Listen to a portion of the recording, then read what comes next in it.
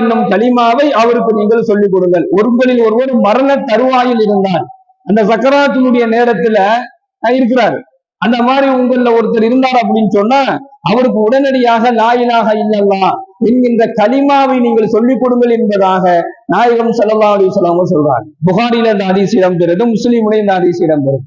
மற்றொரு அறிவிப்புல உங்களில் ஒருவர் மரண தருவாயில் இருந்தால் அவருக்கு நீங்க சொல்லிக் கொடுங்க, லா இலாஹ இல்லல்லாஹுல் ஹலீமுல் கரீம், சுப்ஹானல்லாஹி ரப்பில் அர்ஷில் அலீம், அல்ஹம்துலில்லாஹி ரப்பில் ஆலமீன் என்கின்ற துஆவை அந்த மரண தருவாயில் இருக்கக்கூடிய நபருக்கு நீங்கள் சொல்லிக் கொடுங்கள் என்பதாக ஸல்லல்லாஹு அலைஹி வஸல்லம் சொல்றாங்க.